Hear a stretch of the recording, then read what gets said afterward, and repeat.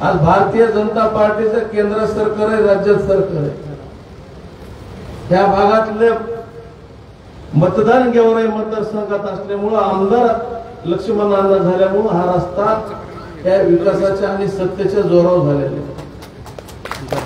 केंद्रात मोदी साहेबांचं सरकार होतं. याच्या अगोदर बी कित्येक सरकार येऊन गेली. काँग्रेसचं सरकार होतं, ते पण आपण बघितलं. आतापर्यंत रेल्वेच्या बाबतीत इलेक्शन आलं की रेल्वे झुकझुक झुकझुक करून निघायची. इलेक्शन झालं की ती रेल्वेचा आवाज सुद्धा निघत नव्हता. ते आपण डोळ्याने बघितले. ताईच्या माध्यमातून आणि केंद्र शासनाचा हात ताईच्या डोक्यावर असल्यामुळं आज आपल्या जिल्ह्यात रेल्वे आली असं म्हणायला हरकत नाही. कारण बीडला आली म्हणजे परळीला आले तर जमाय. अर्ध काम राहत नसतं. जसं आपला कारखाना 15 वर्ष रखडला पण झालाच की नाही रोडून. त्यामुळे भूत काय करता हात करता याच्यापेक्षा काही करीत नाही. त्यामुळे येणाऱ्या काळात चुकीच्या लोकांचं ऐकून ज्यांचे 1 किंवा 2 खासदार येतात मला काय माहित नाही, आणि त्याला जर तुम्ही मतदान करा असता तर मला सांगा डोसक्याला हाणून घ्यायची पळ आले लोक. वर काय होणार आहे का? त्यामुळे केंद्रातली सत्ता ही येणारच आहे आणि सत्तेच्या बाजूचा खासदार आपला झाला पाहिजे, तरच आपल्या या जिल्ह्याचं काहीतरी भलं होईल. जेवत असताना 2 प्रकारचे जेवण मी सांगणार नाही, पण एका प्रकारच्या जेवणात ताई वाढप्या आपला जवळचा बघून हातून तिथं बसतात. एक जेवण फार सगळ्याला आवडतं म्हणून वाढप्या आपला जवळचा असला की 1-2 थोडस जास्त मिळतं. त्यामुळे वाढप्या हा आपला जवळचा पाहिजे. काही लोकांना जिल्ह्याशी किंवा या भागाशी काही घेणं देणं नाही आणि त्यांनी येऊन कुठला तरी अप्रचार करायचा आणि त्याला भूलभुलाया करायचं, या मताशी मी सहमत नाही. याच्या अगोदरही आपल्या जिल्ह्याच्या खासदार कित्येक वर्ष ताई होत्या. गंगाधर आप्पा बुरंडे होते, त्यानंतर ढाकणे सुद्धा आमदार होते, त्यानंतर मुंडे साहेब खासदार होते, ताई खासदार होत्या. ह्या सुद्धा ताईला तुम्हाला खासदार करावाच लागल तर आपलं काही खरं. त्यामुळे माझी सगळ्याला विनंती आहे की आपल्या भल्यासाठी, तुमच्या आमच्या भल्यासाठी, जिल्ह्याच्या भल्यासाठी प्रशांत डोक्याने विचार करून कुणाचंही न ऐकता, नीट ऐका, कुणाचंही न ऐकता, कुणाच्या नादी न लागता चहा प्या, जेवण करा, काय करायचं करा. जेवूस तर होच म्हणा, चहा पिऊस तर होच म्हणा, त्याबद्दल दुमत नाही. पण येणाऱ्या काळात ज्या दिवशी मतदान आहे त्या दिवशी कमळाचं बटन दाबायला विसरू नका. मी सगळ्याच्या वतीने ताईला एक विनंती करणार आहे. ताई तुम्ही खासदार होणार यात काही शंका नाही, अगदी मी स्पष्ट बोलणार मला. फक्त आमचं एवढंच कारण आहे त्या 2 भागाचं परत माजलगाव मतदारसंघामध्ये डिएस्केलेशन कमिटी ज्यावेळेस बसल पुनर्रचनेमध्ये आमचा भाग तिकडे घ्या, कारण आमचं असं असे हाल आहेत, मतदान इकडं सगळे काम माझं. त्यावेळेस पण मी प्रयत्न केले पण त्यावेळेस आमची ताकद कमी पडली. येणाऱ्या काळात हे सर्व होऊन हे मतदारसंघ हे दोन्ही जिल्हा परिषद गट माजलगाव मतदारसंघात किंवा तालुक्यात घ्यावा एवढी माझी तुम्हाला दोन्ही जिल्हा परिषदेच्या गटांवर या ठिकाणी विनंती करतो. कारण मतदान गेवराई होते पण तहसील पासून तलाठ्यापर्यंत काम आमचे मागे होते. त्यामुळं येणाऱ्या काळात आपण हा प्रश्न लक्षपूर्वक त्या ठिकाणी आमचा मांडून आमचा हा प्रश्न सोडून द्यावा अशी या ठिकाणी मी आपल्याला या ठिकाणी विनंती करतो. आणि आपण निश्चित भविष्यात खासदार व्हाल यात काही शंका नाही अशी तुळजाभवानी या ठिकाणी मी प्रार्थना करतो. थांबतो. जय हिंद, जय महाराष्ट्र. धन्यवाद दादा. यानंतर बीड जिल्हा लोकसभा मतदारसंघाच्या महायुतीच्या अधिकृत उमेदवार आदरणीय पंकजाताई यांच्यासाठी जोरदार टाळ्या या ठिकाणी आज या ठिकाणी आपल्या मार्गदर्शक जीत बाकी है, अभी तो जिंदगी का सार बाकी है, यहाँ से चले मंजिल के लिए वो एक पन्ना था, अभी तो किताब बाकी है. आदरणीय ताईसाठी जोरदार टाळ्या या ठिकाणी झाल्या पाहिजे सर्वांच्या वतीने. नमस्कार. टाकरवन येथील सभेमध्ये एवढ्या चांगल्या जबरदस्त संख्येने उपस्थित वडीलधारी मंडळी, युवा बांधव, माता भगिनींना माझा नमस्कार. माझ्या मंचावर आज खूप लोक आहेत पण मी वेगळा प्रयोग करणार आहे. दरवेळी मी कागदातून त्यांचे नाव लिहिते पण आज मी त्यांनाच त्यांचं नाव विचारणार आहे. मी छोट्या फटाक्यापासून सुरुवात करणार.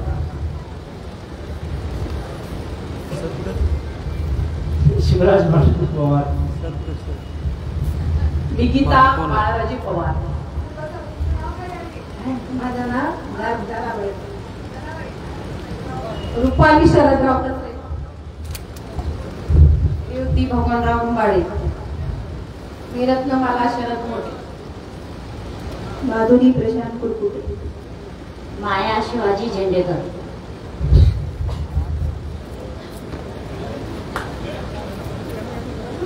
मी मोहन जगताप. मी जी.डी. शहा. मी सुरेश आपटे. राजेंद्र कचरू मोठे, मनसे जिल्हाध्यक्ष. शिरभो त्रिंबकराव बेदरे. मागच्या रांगेतल्या लोकांनी क्षमा करावी, वेळ जाईल. ते या नावांमध्ये सगळ्यांनी घेतलं तरी शूटिंग, या नावामध्ये पंकजा मुंडे सोडलं ते एकही वंजारी नाव नाही. कारण सांगते काय, थोडस आत्ताच्या परिस्थितीत लोक प्रचंड छोट्या छोट्या अनुभवानी बुद्धीनी प्रचंड जास्त उडी घेऊन बोलतात. मी इथे गाडीतून उतरेपर्यंत मला एक फोन आला दादा. तो फोन असा होता की मी उमापूरची तुमची सभा ऐकली आणि तुम्ही अमुक बोला तमुक बोला असं, तर तुम्ही तर उमापूरच्या सभेत आम्ही सगळे एकत्रच होतो आणि मी तुमचा फॅन आहे, पण मला बोलता येत नाही तुम्हाला, आणि तुमच्या भोवती एवढा वंजारी लोकांचा घोळका असतो उमापूरच्या सभेत, तिथे एकही माणूस स्टेजवर वंजारी नव्हता आणि म्हणे त्यामुळे आम्हाला पोचता येत नाही, अमुक तमुक जातीवादी विषयावर व्यक्ती बोलत होता. मी आणि कंटिन्युअस फोन करून अवमानजनक हे मला वाटलं. म्हणून मला सहज आता डोक्यात वाटलं की इथून ते इथपर्यंत एकही नाव आणि मागेही नाव कोणत्याही वंजारी समाजाचं नाही. म्हणजे आता हे काय चाललंय निवडणुकीमध्ये, हे कुठे चाललंय ही निवडणूक, हे कुठल्या पातळीवरचे लोक आहेत, हे कोणी किरायाचे लोक आहेत का कोणी ठरवून करणारे लोक आहेत. कारण चांगले लोक तर हे माझ्याजवळ आहेत, हे खानदानी आहेत, हे सगळ्या जाती धर्माचे आहेत, हे सगळ्या विचारांचे आहेत, हे माझ्या बरोबर आहेत. मला असं वाटतंय की निवडणुकीची आणि प्रचाराची पातळी घसरत नाही ना चालली. आम्ही खूप ठरवलं की पातळी ठेवायची. आम्हाला तुकाराम बैजनामी गेले अडवलं, आम्ही म्हटलं नाही, ते आंदोलक नव्हते. प्रीतम ताईंना गाडीमध्ये गेल्या परिस्थिती झाली, मी म्हटलं नाही, ते आंदोलक नव्हते आणि ते नव्हतेच, हे सत्य आहे. पण कुठेतरी असं दाखवण्याचा प्रयत्न चाललाय की पंकजा ताई आणि प्रीतम ताईंनाच फक्त अडवलं चाललंय, जणू काही बाकीच्यांना चाललंय. हे सगळं आहे, हे असत्य आहे.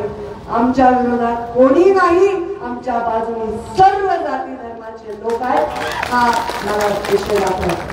आता काय करावं, दुर्दैव 500 चॅनल आहेत, 10,000 रोज पेपर निघतात. प्रत्येकाला या स्पर्धेत जगण्यासाठी काहीतरी करावं लागतं, पण कुणाचं तरी आयुष्य आपण खराब करतो एका बातमीने, हे मात्र लोकांच्या लक्षात येतं. अशीच एक बातमी आली होती 2014ला मतदानाच्या दिवशी संध्याकाळी 6 वाजता, आणि त्या बातमीत लिहिलं होतं की पंकजा मुंडे स्वतःला मुख्यमंत्री समजतात. अजूनही मला विचारतात तुम्ही समजता, हे मला चिकटलेलं परत गेलंच नाही. मी असं कधीही जाहीर भाष्य केलं का जेनिशा? इतके वर्ष तुम्ही माझ्याबरोबर सभा घेतात, भाषण करतात, माझ्याबरोबर एवढे मीडियावाले त्यांना मी कधी बोलले का? नाही. अरे काल मी कुठल्या तरी सभेत कुठल्या तरी वेगळ्या विषयावर बोलत होते, पण कोणीतरी आगाऊपणा केला आणि सांगितलं मी जरांगे पाटलांवर टीका केली. मी जरांगे पाटलांचं नावच घेतलं नाही गेल्या वर्षभरात त्यांच्या. कधी मी कुणावर टीका केली नाही, आणि टीका केली तरी पंकजा गोपीनाथ मुंडेची औलादे परत शब्द मागे घेत नसते. मला ज्याला बोलायचंय मी त्याला जोरातच बोलते, आणि ज्या बिचाऱ्या गरिबांसाठी लढणाऱ्या माणसाला मला बोलायचंच नाही त्यांच्या विरोधात, तर मी नाहीच बोलत. मी वंचितांची वाली आणि पीडितांचा वाली बनण्यासाठी गोपीनाथ मुंडेच्या चितेवर शपथ खाल्लेली आहे. जो कोणी वंचित आहे तो हिंदू धर्म बघत नाही, मुसलमान बघत नाही, तो बहुजन आहे, ओबीसी आहे, ब्राह्मण आहे, बघत नाही. जो कोणी वंचित आहे त्याच्या बाजूला मी उभी राहताना जर आपण घाबरत नाही. हे बस करा आता. जे कोणी 50 पोरं आहेत ना, ज्यांनी निवडणूक समजायला हातात घेतली आहे, त्यांनी बंद करा. स्वतः आधी ग्रामपंचायत लढवून दाखवा, मग बोला. हे जे लोक आहेत 25-25, 30-30 वर्ष, आज आमच्या लक्ष्मणांना त्यांनी पण पहिल्यांदा त्यांचं तिकीट मी डिक्लेअर केलं होतं महाराष्ट्रामध्ये. हार्टचा प्रॉब्लेम झालेला आहे तरी जीव खालीवर होतोय. भाऊजाई आहे, पुतण्या आहे पाठवला. अनेक वर्ष हे हत्ते, किती वर्ष काम करता तुम्ही? 25 वर्ष काम करता. सुरवसी काका किती वर्ष झाले? किती वर्ष? 25 30 वर्ष लोक काम करतात. काम म्हणजे काय? एखाद्या पडलेला ऍक्सिडेंट मध्ये माणूस आहे त्याला उचलून दवाखान्यात नेणं काम नाही. एखाद्या माणसाला इलाज देणं काम नाही. एखाद्या गरीबाच्या शेतकऱ्याच्या आत्महत्येग्रस्त माणसाच्या मुलीचं लग्न लावणं काम नाही का? या कमरे एवढ्या खड्डा, मला चांगलं वाक्य वापरलं कोणीतरी, संचालकांनीच वापरलं. कमरे एवढे खड्डे होते या देवराईमध्ये, आता कमरे एवढ्या उंचीचे रस्ते झाले की नाही जगताप दादा? एवढं सगळं काम दिसत नाही डोळ्याला. आणि कोणीतरी एक व्यक्ती येतो 5-5 लाख मतं घेऊन जातो, पुन्हा 5 वर्ष बघून बघत नाही. परत सगळे विचारतात. अरे सगळे नाहीच विचारत. मी तुम्हाला सांगते 70% 60% लोक या बीड जिल्ह्याचे एकाच बाजूला मतदान करतील. निवडून घ्या. कारण हे खूप शहाणे विद्वान लोक आहेत. कारण हे जातीला मानणारे नाही, मातीला मानणारे लोक आहेत. मी या मातीसाठी काम करणारी एक सच्ची कार्यकर्ता आहे. माझ्या हृदयामध्ये जे आहे ते माझ्या ओठामध्ये आहे, आणि जे माझ्या ओठातून निघालं त्याला कोणी परमात्माही बदलू शकत नाही.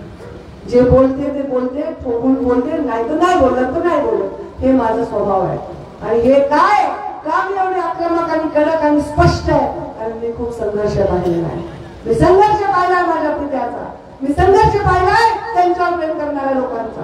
2014 ची निवडणूक होती. 2014च्या निवडणुकीमध्ये 14 आमदार मुंडे साहेबांना पाडण्यासाठी 14 आमदार वानर सेना होती ना, अशी आमची जोरजोरात टाळ्या वाजवते. त्या वानर सेनेने मुंडे साहेबांचे मान ताट ठेवली आणि निवडून दिला. परत कामाला गेली वानर सेना. ज्याच्यामध्ये आज हिंमत आहे खरं बोलायची, त्याची गरज आहे समाजाला. ज्याच्यामध्ये आज हिंमत आहे खरं स्पष्ट सांगायची, त्याची गरज आहे समाजाला. आज जर मोहन दादांना एखाद्या ठिकाणी लोक हार घालत असतील तर ती कौतुक आहे त्यांचं. आणि जर एखाद्या गावात जायला भीती वाटत असेल तर मग त्यांची 25 वर्ष वाया गेले. जर तुम्ही 4 लहान वयाच्या मुलांना समजून सांगू शकत नाही हे जीवन कशासाठी आहे, ही निवडणूक कशासाठी? अहो मोदीजी अशी हात मारली तर बोला पंकजा ते म्हणतील. काय करणार तुम्ही? 5 लाख मतं कोरड्या तलावात टाकल्यासारखे टाकून. पण माहिती आताही 5 लाख मतं टाकायची तुमची तयारी आहे, तरी 7 लाख मतं घेऊन पंकजा मुंडे निवडूनच येणार. आणि तुम्हाला माहिती की काही झालं तरी पंकजा मुंडे ही आमची कामच करणार आहे. पण प्लीज काहीतरी तुम्हाला मजा येईल ना जेव्हा माझी जोरात मिरवणूक निघेल, तेव्हा त्याच्यात तुम्हाला सहभागी व्हायचं आहे ना. जेव्हा लोक घोषणा देतील पंकजा मुंडे आगे बढो, तेव्हा मी म्हणेन बीड जिल्हा आगे बढो. जेव्हा माझा सन्मान राहिला जाईल तेव्हा बीड जिल्ह्याचा सन्मान राहिला जाईल. हा सन्मान महत्वाचा आहे. आणि तो सन्मान कोणावर असतो? तो सन्मान तुमच्या आडनावात नसतो, तो तुमच्या कर्मामध्ये असतो.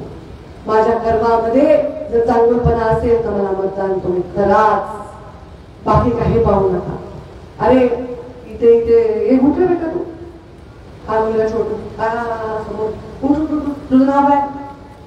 उद्या त्याला पाहिजे भाषण करून कंटाळा आला, शो करावा. नाव काय तुझं? अशोक ज्ञानोबा गवळी. अशोक गवळी. गवळी. तुझी आई तुला रोज चांगलं चांगलं करून घालते की नाही? कोणता पदार्थ आवडतो आईच्या हातचा? सांग. वांग्याची भाजी, धपाट, कोंबडं, मेथीची भाजी. मेथीची भाजी का आवडते? मेथीची भाजी म्हणून आवडते का आई चांगली करते म्हणून आवडते? आई चांगलं करते. मग आईने मागच्या वेळी चांगली केली म्हणून यावेळी लक्षात राहते ना. बघ, साधी आईने मेथीची भाजी केली आणि ती मागच्या वेळी चांगली केली तर आपल्या लक्षात राहते. जर 5 वर्ष मी या जिल्ह्याची चांगली व्यवस्था केली तर ती तुम्हाला लक्षात राहणार नाही का? तुमच्या लक्षात राहिली आहे. 5 वर्ष मी आमदार देखील नव्हते, ग्रामपंचायत सदस्य देखील नव्हते, तरी पण तुम्ही आजही माझ्यावर विश्वास ठेवता. आजही म्हणता पंकजाताई सारखा विमा कोणी दिला नाही, पंकजाताई सारखा विकास कोणी दिला नाही. ते लेकरू माझं प्रीतम ताई पीपीए किट घालू घालू जायचं. आयसीयू मध्ये 3 वेळा कोविड झाला. कुठे होते उमेदवार आताचे? कुठे होते? कुणाच्या मदतीला धावून आले? कोणत्या एखाद्या विद्यार्थ्याची त्यांनी फीस भरली? कोणी नाही. अरे आमच्या बीड जिल्ह्याचा राहुल आवारे तो स्पोर्ट्स मध्ये त्यांनी ऑलिम्पिक मध्ये मेडल मिळवलं तर मला भेटायला आला. गरीब मराठा समाजाचा एक तरुण गरीब. त्यांनी मला सांगितलं ताई मी मेडल मिळवलंय. मी देवेंद्रजी फडणवीस मुख्यमंत्र्यांकडे घेऊन गेली आणि त्याला डायरेक्ट पोलीस भरती मिळते, ज्याला मेडल आहे. मला वाटतं तो DYSP झालेला आहे. आज किती कौतुक वाटतं. माझे एक शिक्षक होते, मी मागच्या बैठकीत उदाहरण दिलं. माझ्याकडे एक शिक्षक होते, आहेत म्हणजे अजून माझे शिक्षक, ते रिटायर झाले. त्यांची नात, तिला शाहू कॉलेजमध्ये ऍडमिशन पाहिजे होतं. आणि आमच्या परळीमध्ये एक मोठे आसामी, एक मोठे करोडपती व्यापारी, त्यांच्याही मुलाला पाहिजे होतं. आणि मला गोपाळराव पाटील यांनी शाहूच्या सांगितलं माझ्याकडे एकच सीट अवेलेबल आहे. मी त्या दोघांनाही बोलवलं. मी त्या श्रीमंत माणसाला सांगितलं मी तुला ऍडमिशन देणार नाही. का? कारण हा गरीब माझा शेतकरी, माझा जो शिक्षक आहे त्याची नात डॉक्टर होऊ इच्छिते. तुझ्याकडे खूप पैसे, तू कुठल्याही कॉलेजमध्ये आपल्या मुलाला शिकवू शकतो. त्या शिक्षकांचं नाव कवळे होतं आणि ते आमच्या उजनी गावात राहत होते. मराठा समाजाचे शिक्षक होते. 2 वंजाऱ्याचं, एका मारवाड्याचं ऍडमिशन नाकारून ते त्याला दिलं. ह्याला न्याय बुद्धी म्हणतात. आता हे मला सिद्ध करायची गरज नाहीये कोणाला. मी हे सांगते की बारीक बारीक बारीक गोष्टी काढून काहीतरी दाखवायचा प्रयत्न करणाऱ्यांना फार लवकर भाव करणार नाही. पण जे गपचूप बसले, जे शांत बसले, जे डोळ्याने चांगल्या बघतायत ते नक्कीच योग्य निर्णय करणार आहेत. या भाषण चालू असताना 2-3 पोरं उठून गेलेले आहेत. ते हेच ऐकायला आले असतील की मी काय बोलायले.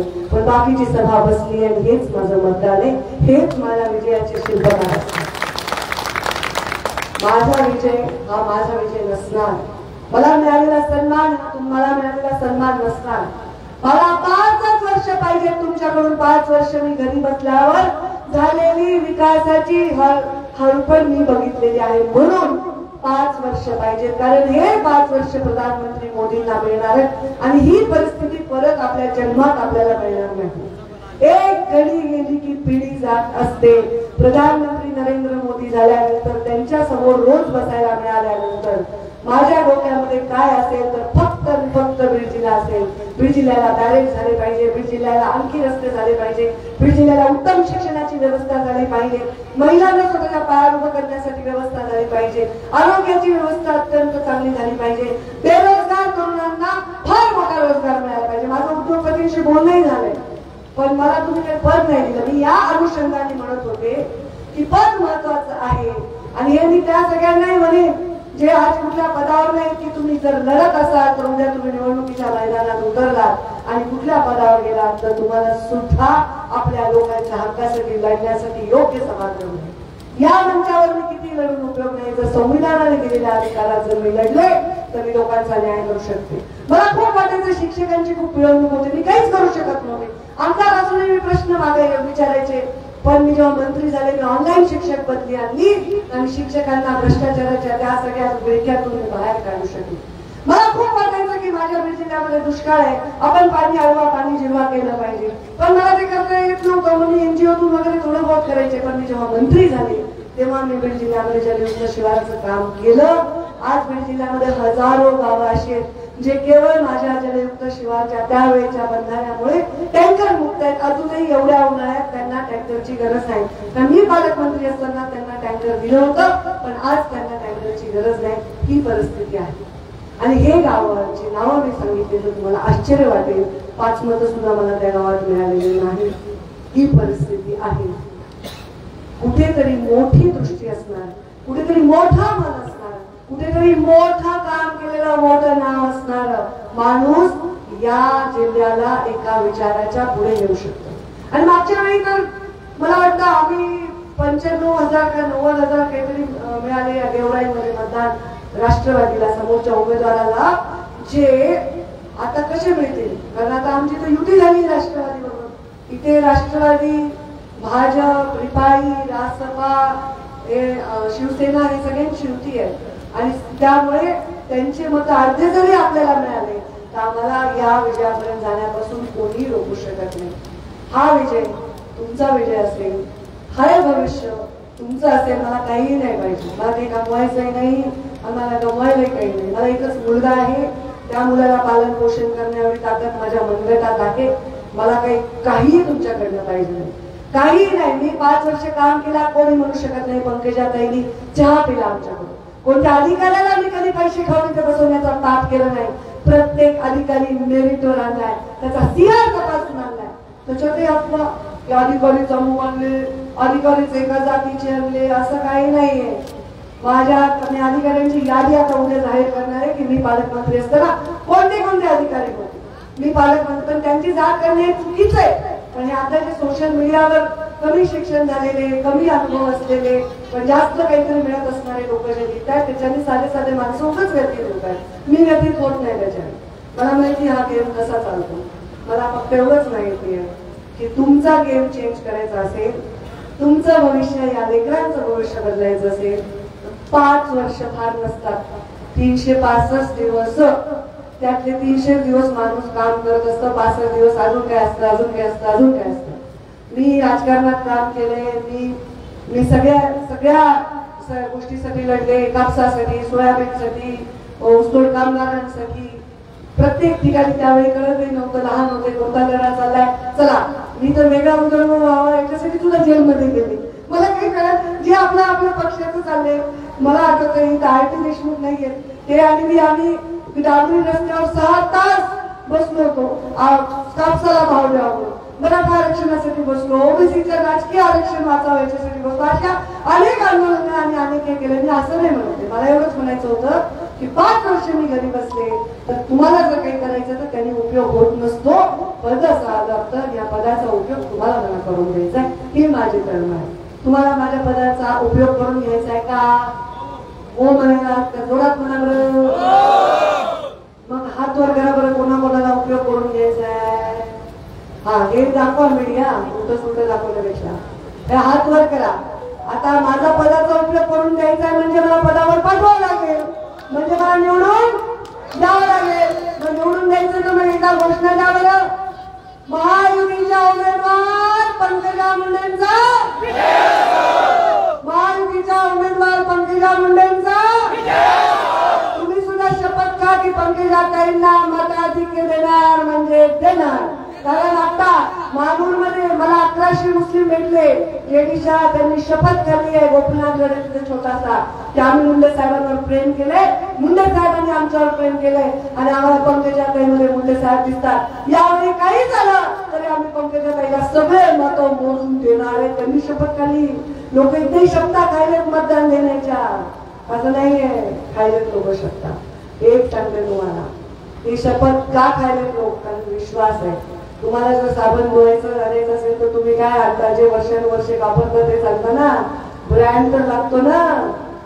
रोज आपलं स्टिकर बदलणारा ब्रँड नाही. कधी इकडं, कधी या पार्टीत, कधी हृदय फाडलं तर हे दिसतात, कधी हृदय फाडलं तर ते दिसतात. असले माणसं काय कामाचे? आम्हाला 5 वर्ष वनवासात टाकले तरी आमचा संयम राहिला नाही, आमचा नियती राहिली नाही, आमची नीतिमत्ता राहिली नाही, आमची लॉयल्टी राहिली नाही. ह्याला म्हणतात माणूस, ह्याला म्हणतात ब्रँड. आणि आजच्या परिस्थितीत मला जगण्याची गरज आहे, कारण तुम्हाला मला जगवण्याची गरज आहे, ही आवश्यकता आहे. मला तुम्ही पूर्ण, मला विश्वास आहे, मला प्रचंड मताने तुम्ही विजयी कराल.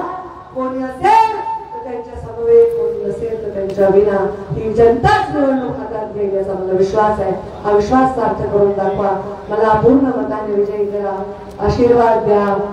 आणि मला एक प्रसंग सांगायचा नाही, डोळ्यात पाणी आलं. ते व्यक्त होणं मला अवघड वाटलं म्हणून मी भाषणाला आधी सुरुवात केली. ही जी याडी बसल्यात वरती, यांचा मुलगा आहे पवार, यांनी मला आज एक छोटीशी रक्कम ती आणून दिली हातामध्ये. मी घेत नाही पैसे कोणाचे कधी, पण त्यांनी सांगितलं माझ्या वडिलांचं कार्य आहे ना, त्याचे पैसे जमवलेले मी तुम्हाला द्यायलो. मला माहित नाही काय त्याचं माझं नातं आहे, कर्ज आहे, माहित नाही. त्यांनी मला दिले का त्यालाही कळते काही पैसे बिशे नसतील, त्यामुळे त्यांनी मला हे दिलं असेल. मला तुम्हाला मदत करायची. आता ह्या मदतीचं मला माहित नाही बेटा, इतके हडपणाऱ्यांची संख्या असते, पण ही माझ्यासाठी खूप बोलायची. मला सगळं साक्षात लक्ष्मी माझ्याकडे आली. मी कधीच ठेवत नाही, मी एक नोट ठेवणार आहे, बाकीचं वापस करणार आहे, पण ही नोट मी माझ्या अगदी हृदयाच्या जवळ ठेवणार आहे. आणि मला भावनिक त्या झाले. सकाळी एक कार्यकर्ता आला मराठा समाजाचा, माझा भूत प्रमुख आहे, त्यांनी त्याची जमीन विकली आहे. मला म्हणला मला तुम्हाला पैसे द्यायचे, ते पाकिट घेऊन आला. मी बेटा मला पैसे नको. नाही ताई, मी म्हणजे ह्या वातावरणाने इतके लोक प्रभावित होत आहेत, इतके, आणि खरंच खूप चांगले अनुभव येत आहेत. माझ्याकडे आला, मला रडायला होता. माझ्या नोटेवर लिहून दिले की या तारखेला पंकजा काही आवडीबाबू बनणार आहेत वगैरे वगैरे. आणि त्यांनी मला ती नोट दिली, माझ्या वॉलेटमध्ये ठेवली. किती भावना महत्वाची आहे. भावनेपेक्षा काही नाही. ज्यांना भावनाच नाही ज्यांना काहीच नीतिमत्ता नाही, हे लोक राजकारणात नसायला पाहिजे. जे लढताय वंचितांसाठी, पीडितांसाठी, गरिबांसाठी, त्यांच्यासाठी आपल्याला राजकारण बदलण्याची गरज आहे. मी या माणसाची कर्जदार झाले आणि आज हे कर्ज व्याजासकट फेडेल. तो ज्या तांड्यावर राहतो त्या तांड्याचा विकास करेल. तो ज्या प्रकारचं काम करतो त्याच्यामध्ये मदत करेल. आणि मी उतरणार नाही, मी मागणार नाही, मी घेतला वसा कधी टाकणार नाही, मी रुकणार नाही, मी थकणार नाही आणि कुणासमोर कधीही झुकणार नाही. हे माझं वचन आहे. धन्यवाद. जय हिंद, जय महाराष्ट्र.